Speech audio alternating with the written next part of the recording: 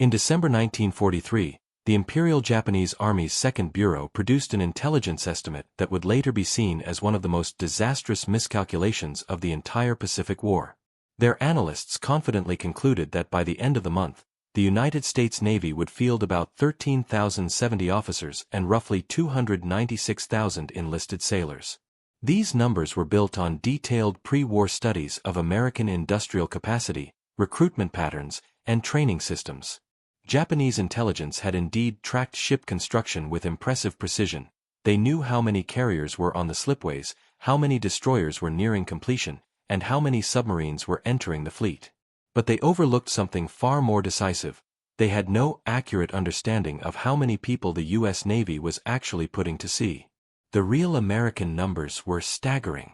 By December 1943, the Navy counted 219,279 officers, 120,472 officer candidates, 2,034,343 enlisted personnel, a combined strength of 2.4 million men.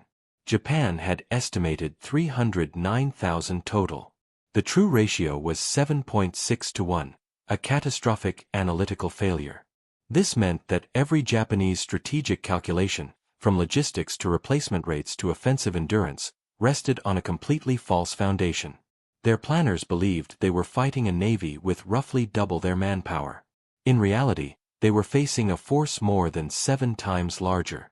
The root cause of the failure was cultural. Major General Okamoto, head of the Second Bureau at the start of the war, oversaw an intelligence branch with barely 20 officers and 20 enlisted analysts, most of them focused on the Soviet Union. Only a handful were assigned to air or naval intelligence, and almost none were trained professionally. Japanese military culture prized battlefield skill and aggression. Intelligence work was considered secondary and often given to average officers rather than exceptional ones. As a result, when the war demanded a deep understanding of American industrial mobilization, Japan simply didn't have the people or the mindset to analyze it. Before the war, Japanese officers studied American and British fleets extensively, but they focused almost entirely on tactics, ship designs, and combat doctrine. Very few studied Western training pipelines or large-scale personnel mobilization, and virtually no one imagined the United States would rebuild its naval training infrastructure on a scale the world had never seen. In 1943, a Japanese journalist observed that Japan could not step outside its own worldview to understand other nations objectively. That inability infected the intelligence services. Clues that Japan's estimates were wildly off emerged early in the war through direct combat, not analysis. During the Guadalcanal campaign in August 1942, Japanese officers believed only 2,000 Marines held the island. In reality, more than 10,000 Americans were ashore. Later, they estimated 10,000 when the actual number had risen to 23,000. Similar errors occurred throughout the Pacific. At Bataan, they estimated 25,000 Filipino troops. The true number was 80,000. At Singapore, they expected 30,000 British troops. There were 85,000. At Midway, they predicted 750 men and 60 aircraft. The garrison had 3,027 men and 121 aircraft. These repeated failures should have triggered a complete reassessment of American capacity, but nothing changed. Fragmentation between the Japanese Army, Navy, and Imperial headquarters meant intelligence rarely flowed between commands. Worse, unwelcome assessments were often ignored. Reporting that the enemy was stronger than expected was viewed not as professionalism, but as defeatism. What Japanese planners missed most of all was the scale of America's training revolution. On December 7, 1941, the U.S. Navy had about 6,000 recruits at Naval Station Great Lakes near Chicago. Within 6 months, that number exploded to 68,000. By September 1942, over 100,000 recruits were training there at the same time. More than 700 instructors oversaw continuous cycles of sailors. By war's end, Great Lakes alone had trained more than 1 million sailors, more personnel than the entire wartime Japanese Navy ever fielded. Japan never detected this. Great Lakes was too far inland for reconnaissance aircraft. Pre-war records gave no hint that the base could handle wartime surges. Japanese analysts had no framework for imagining the Americans would build temporary structures, convert civilian facilities, and operate around the clock to push 5 times the designed capacity through the system. And Great Lakes was only the beginning. The U.S. Navy built 4 major new training stations from scratch during the war. Sampson, New York, opened 1942, trained 20,000 at a time. Farragut, Idaho, opened 1942, trained nearly 300,000 total. Bainbridge, Maryland, opened 1942, on massive, modern construction, and several other auxiliary centers built so rapidly they never appeared in foreign records. Japanese intelligence was completely unaware of these facilities. They didn't exist before the war, and Japan had no means of observing them. The gap widened even further with the U.S. Navy's V-12 College Officer Program, launched in July 1943. It placed officer candidates on 131 university campuses, from Harvard and Yale to Notre Dame and Northwestern, and produced over 125,000 officers between 1943 and 1946. That single program alone exceeded Japan's entire estimate of total U.S. Navy manpower. The Japanese never imagined a program of that scale. And because they never imagined it, they never prepared for the Navy it produced. Students in the V-12 program studied everything from engineering and navigation to communications and foreign languages. Dormitories were converted into military barracks, and these young men attended university lectures alongside civilian students while remaining fully under naval discipline. The result was a training pipeline capable of producing thousands of technically skilled officers every semester. Japanese intelligence never grasped this transformation. They knew American universities existed, and they were aware that some campuses hosted small pre-war naval ROTC units, but they completely failed to understand that the United States had effectively turned its entire college system into a wartime training machine. American mobilization worked on principles totally alien to Japanese military culture.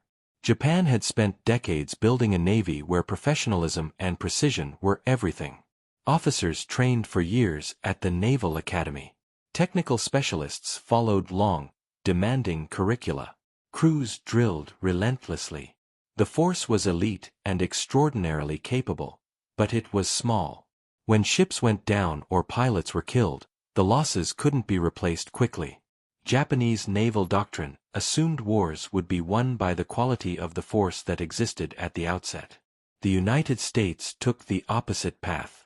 Washington decided that quantity on a massive scale mattered more than cultivating perfection in every individual. They created training systems capable of processing millions. They accepted that a new recruit might not match the skill of a veteran Japanese sailor, but there would be 10 more behind him, and logistics powerful enough to keep them in the fight. An American destroyer that suffered casualties could return to port, take on replacements straight from training, and be back on escort duty within weeks. A Japanese destroyer might wait months for fresh crew, if replacements existed at all. The Americans also tackled a problem that Japan didn't even recognize. Most U.S. recruits came from the inland heartland, farmhands from Iowa, factory workers from Detroit, college kids from Colorado. Many had never seen the ocean. So the Navy constructed enormous inland swimming pools, built ship simulators on dry land, and standardized training with manuals that any instructor could use. They industrialized education the same way they industrialized production. At Great Lakes, 1,000 recruits could receive identical instruction using the same equipment on synchronized schedules. Individually, they might not be as polished as Japanese sailors, but there were far more of them, and another 1,000 was already in line. By late 1943, American sailor production had reached industrial proportions. Great Lakes was pushing out graduating classes every few weeks. The V-12 program was commissioning hundreds of officers each semester. Specialized schools churned out radar operators, sonar experts, fire control technicians, and communication specialists. The system fed itself. Graduates became teachers, instructors trained more instructors, and the pipeline only accelerated. Japan, by contrast, was locked in a downward spiral. After Midway in June 1942, the loss of 4 carriers and their elite pilot corps represented years of irreplaceable training. Japan tried to speed up pilot schools, but shortages of instructors, fuel, and aircraft crippled the effort. Losing experienced aviators meant fewer teachers, which meant worse training, which led to even higher losses, a self-destruction loop that became obvious by late 1943. The misreading of American manpower had direct strategic consequences. Japanese submarines in 1944 repeatedly reported shock at the scale of American logistics. They sank tankers, troopships, and supply vessels, yet U.S. convoys continued, seemingly endless. Japanese skippers couldn't understand where all these crews were coming from. The answer was simple. The U.S. had trained over 2 million sailors. Japan still believed the number was closer to 300,000. Even American POWs tried to explain it. Captured sailors described bases with 100,000 trainees, universities filled with men in uniform, and schools pushing out thousands of specialists every month. Japanese interrogators dismissed these accounts as exaggerations or psychological tricks. To them, such a system was impossible. In reality, it was only impossible within their framework of how militaries were supposed to operate. One midway interrogation highlights the gap. Captured aviators described massive stateside training centers with barracks for tens of thousands and classrooms filled with hundreds of students. Japanese intelligence officers recorded the statements, then dismissed them, unable to imagine that Americans could train pilots and technicians on such a staggering scale. The moment when the personnel disparity could no longer be ignored came during the Marianas Campaign in July 1944. On Saipan, Tinian, and Guam, Japanese garrisons watched in disbelief as wave after wave of American troops hit the beaches. Hundreds of landing craft, unending naval bombardments, airstrikes that continued day and night, and logistic support that never faltered. Desperate reports sent to Tokyo described an enemy force far larger than anything predicted. Only after the Marianas fell did the Japanese Naval General Staff launch a serious reassessment. Their September 1944 review concluded that previous estimates of American naval strength were wildly incorrect. Based on combat evidence, intercepted messages, and observed logistics, they concluded the U.S. Navy likely had 1.8 to 2.2 million personnel, 6 times higher than the wartime assumptions Japan had relied upon. But it was too late. By fall 1944, the combined fleet had been wrecked in the Philippine Sea, U.S. submarines had strangled Japanese shipping, and the Pacific War's outcome was already decided. Updating the personnel estimates didn't change the strategic reality. The roots of the intelligence failure went deep. In the Japanese military hierarchy, intelligence was not a prestigious field. The most capable officers went into command roles. Intelligence was treated as a supporting staff function, not a core competency. As a result, when Japan faced a superpower capable of mobilizing like no nation before it, they had neither the structure nor the culture to understand what was happening. This meant that even when intelligence officers recognized errors in their estimates, they lacked the authority to challenge operational commanders who preferred believing the enemy was weaker than reality. On top of that, rivalry between the Japanese Army and Navy created deep information silos. Each branch ran its own intelligence network, often refusing to share insights with the other. Even when one service noticed hints of America's massive training system, the information rarely reached anyone who could act on it. Confirmation bias at the highest levels of the Japanese command only made the problem worse. Many senior planners were convinced from the start that Americans were incapable of fighting a long, grinding war. They viewed U.S. society as too individualistic, too comfort-driven, and too divided to sustain total mobilization. Any intelligence contradicting these expectations was quietly dismissed. Commanders simply filtered out what didn't fit the worldview they had already decided was true. After the war, when Japanese intelligence officers were interrogated by American occupation authorities, the scale of their misunderstanding became painfully clear. When U.S. interrogators described the true size of programs like the V-12 Officer Training System or the expansion of Great Lakes Naval Training Center, many Japanese officers were stunned. Some openly refused to believe the numbers even when shown documents. The idea that America had trained millions of sailors in a few years seemed impossible within their mental framework of warfare. One Japanese officer admitted in 1946 that if anyone had claimed during the war that the U.S. Navy would exceed 2 million personnel, he would have dismissed it as pure fantasy. Japan understood that America had the factories to build ships, but never imagined it had the organizational power to train the people needed to crew them at such speed and scale. Ironically, American intelligence made the opposite mistake. Throughout 1942 and early 1943, U.S. analysts consistently overestimated Japanese strength, believing Japan had far more planes, pilots, and logistical resources than it actually possessed. This caution likely saved American lives, pushing U.S. commanders to plan with overwhelming force. Japan, however, built strategies around wishful thinking. Underestimating American strength pushed them into battles they should never have fought. Had Japan understood the real size of the American Navy, they might have adopted a more defensive posture much earlier in the war. They might have avoided decisive fleet engagements, instead focusing on making the Pacific campaign so costly that the United States would consider negotiation. But instead, Japan repeatedly threw its shrinking fleet into major battles in 1943 and 1944, battles they could not win and could not recover from. Strategically, every Japanese loss was permanent. Every American loss was temporary. U.S. logistics could replace a sunken ship within months. Training programs could replace a missing crew within weeks.